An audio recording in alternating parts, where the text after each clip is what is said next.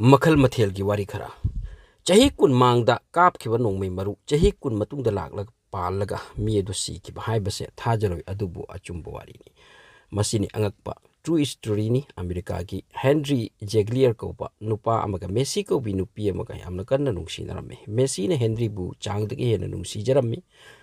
sum nungsi na duna kayani laini lohong la si haina nuwa Messi na propose to buni madu da Henry na lohong ba khiroi ngamloi haina kanthok lamlaga chatki masida Messi ko bi nupi masa ase thamoi kai duna depression oiduna suicide to thokre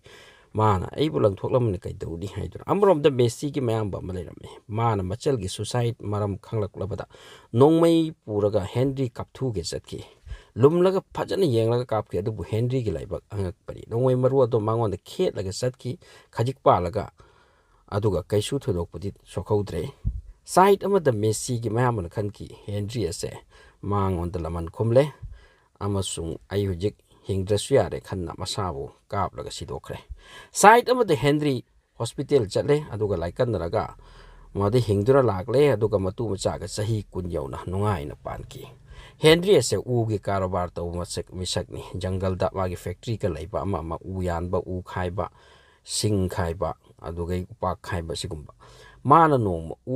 ama kakhali madu chawman ki bana tuhan bawaram masidagi dynamite macha masijidaraga pokhai hanbani madagi u adudana Messi na kaplam ki nongmai maru ado changduna chahi kundagi ma bungai duna lairi boy u ado pokhai bada nongmai maru ado kapthoraktuna Henry gi thop te changki badagi nomitu de Henry ase adum sire ngaktra masin nuai tabagi lamana se khudakta natrabasu chahi kun matung da khum ki bani masi world gi afau real wari ni hairi 23 October 2005 ta Bharat ki Siachen Glacier da Amrish ko ba army amang ki glacier asida duty tarbo singtana khangani maduki awaba angak phangni ingraba mafam uki bada baraf ngakta weather gi mong matau tambangam daba aduga government gi order nina maduda chatta su yadaba duty tawdaba su yadaba 23 October 2005 ta Ambrish amadi magi friend ani amaka baraf ta patrolling chatlingai lok amada tasin ki bani mkoi homase magi marup ani adudi asi bhakchang oina phangkre adu Ambrish ki hakchang ke thiba phangdu lerakhi yamna thiki phangbangam khide adubu chahi 13 matungda mafam adugi baraf sautharak matamda baraf matum amagi makhada namduna leramba thingnaki magi dress amadi che chang khara uraga tungda madu Ambrish ki hakchang ni haibu khangbangam khibani angakpadi Ambrish ki ibung nungna ma CD halakini khanduna sadda tawduna leirammi ngaiduna adubu aroibadati Ambrish matam adudana sikre yaiba thajaba ngamki adungai Bharat na independent phangdringai da independent phangnaba hotnarak patanja da thokeba sathina nungai taba tawdoksing manungda Jallianwala Bagh massacre su amani madugi tawdok adugi culprit General Dyer ni mendi magi order dagi hatkibani maral leitaba mi kaya do matam aduda Udham Singh Sardar ko ba se Sikh nupani angang oiri lairaba masani orphan dagi lairambani orphan dagi thoklaga ama tawringai Jallianwala Bagh ki protest ase tawba lakhiba numitta Udham Singh ase yawi aduga numit aduda mana mayamgi ising saba numit nina mayamdi ising yelaga pithakpaga tawrami numit adugi saktam do magi bitna sangsang uhauki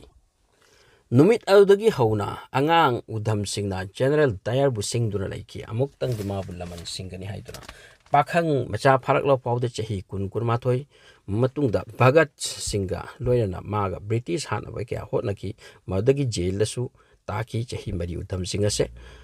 amoromda Bhagat Singh wari atai su laikri makna hotnaram basing do tungda mabasu pharaga jela thamlaga karani phasi toraga hatkibane mabu shahidi ajam haina mayamna khangdari sini amoromda Udham Singh ase General Dyer hatpagi damak England yona chatki Italy France Austria ama matoraga mangon the 6 chamber gi revolver yaurami only General Dyer hatpagi damak bukhibani March 30 1940 da London gi Caxton Hall da General Dyer da short ani tawkiman aduga Lawrence Dundas kauba amada sukapki Dyer dinamit aduda mafam dudum loikre Udham Singh chen ki defahan ki aduga haiki laman gi damak ngairak kuirak pani mahak sastia se phangpham thokpani July 31 da 1940 gi mawasu Pentoville jail da hang toraga hatki Pitcairn Island ase Britain gi area da chanba leiba apik pe ithat amani matam amada primitive type ki mi sing da mi chahi chambi jonga palami maudagi makoi je loi khra tungda Britain dagi mutiny tauba loop ama sat ki duna ma da chain ki duna leiki makoi na puki ba jahaz adu tongan chakra ga mai thadoki ama khalak pe adana tungda ma da leiba nupa sing ase ha na baga thinna baga nisa cha baga yu thak baga aduga nupi sing da ot nei ba